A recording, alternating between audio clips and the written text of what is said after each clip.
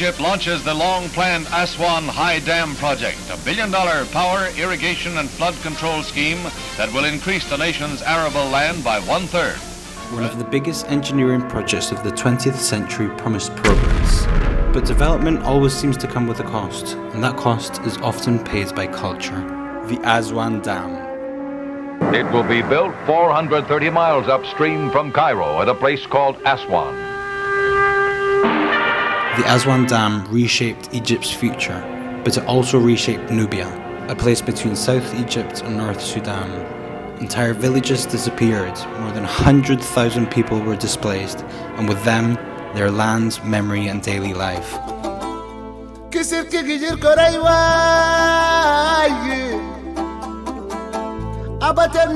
I have only been in Cairo for a couple of days and it's just as overwhelming as expected. One of the first things that I kept coming across was Nubian music. It was music that grew out of people living close to the land and to the Nile River, integrating the sounds of nature. But in the 60s, mankind, once again, decided it was better to control nature rather than letting it do its thing. So they built the Aswan Dam. Not only shifted their entire lives, but the music they sang. They went from singing about their happy lives to carrying the loss and memories of a land that was once home.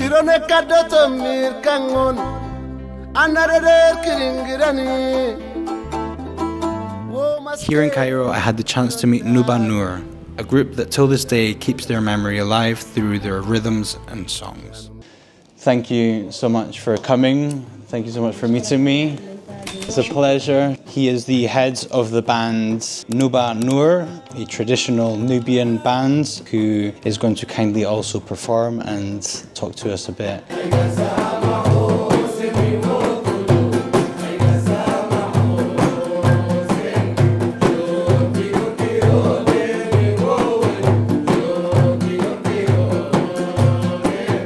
Who is Nuba Nour and what is your relation to the music? After his uncle died, the band stopped performing, and after the immigration happened, everything was calmed down and people were not connected to the Nubian land anymore because we were here in Cairo. So he started to refresh the band once more, but make it more like the traditional Nubian band. Okay. Still maintaining it traditional, but the modern kind of side of it traditional.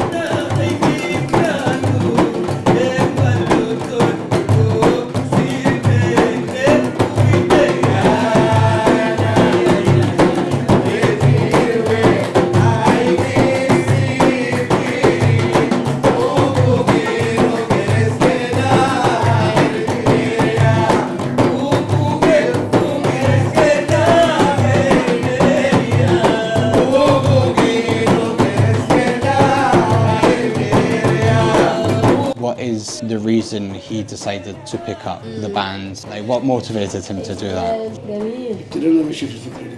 Okay, so the main reason was he was invited to a wedding. At this wedding, it was a Nubian wedding. He found out that we have something called the zaffa, which is the welcoming to the husband, the partners, to the wedding. The entrance of the couple. Exactly. Okay. We have the Egyptian zaffa, which is called bambuti. We have a very special one related to the Nubian culture, which is the Nubian entrance, which is 2 lines of men wearing the white galabia with the duf to welcome the new couples in their new lives. So it's starting with a party. Exactly. It's starting with a party. Like, okay. A very, very special party and very special songs. So he was invited to a wedding, a Nubian wedding. And he found that the zaffa were fully Egyptian, not traditional Nubian. Oh dear, and you're like, this can't happen. This is not happening.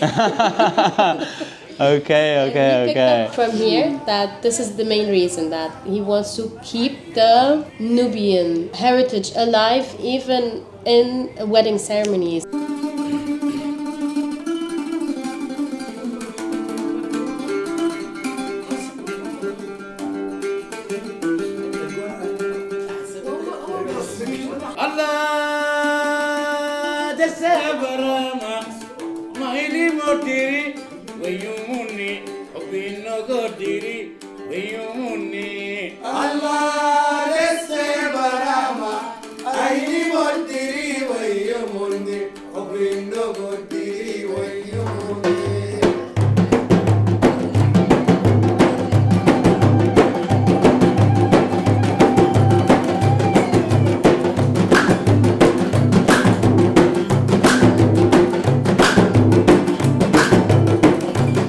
A radio channel called the Spirit of Nuba.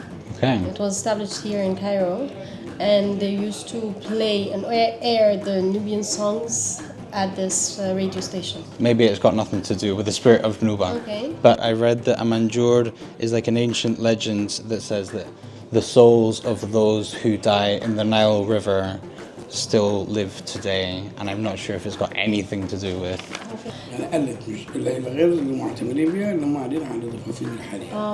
So it's a belief, and it's somehow part of their tradition. Okay. When there is a newborn, they sing songs while they're walking by the Nile. So the story is kind of a myth, but the tradition is kind of there. They stopped doing this once the immigration happened in the 60s. Okay, amazing. I'm glad I asked that. Yeah.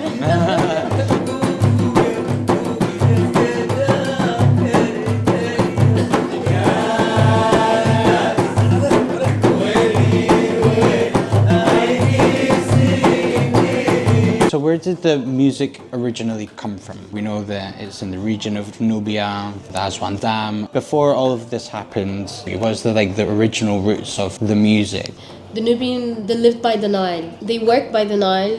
They plant by the Nile. Everything, all the routine, the daily routine of their life. The duf, it was made out of the skin of the cow. So they were integrating a lot of natural sounds because there are lots of farming. Exactly. So after the migration, they went to a desert. No nature bonding with the Nile or the plants or anything.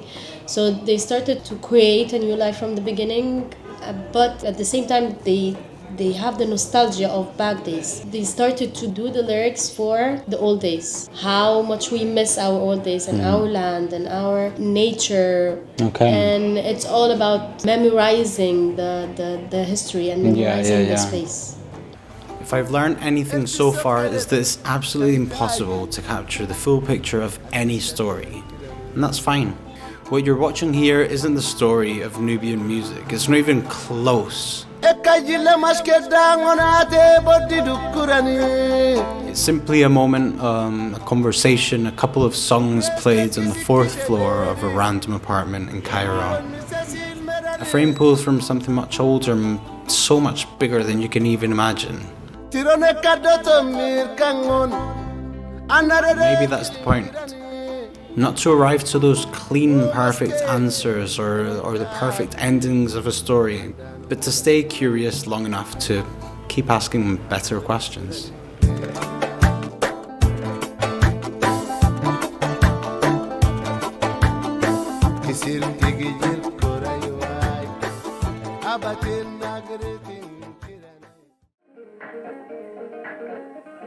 قالت يما ما باخد الهفيفي باخد الفنجر صاحب الوظيفي اللي يقول لي المراح في ذل سيفي ده لبس الشتا وده لبس صيفي يقول لي ده الصالون بدل السقيفي.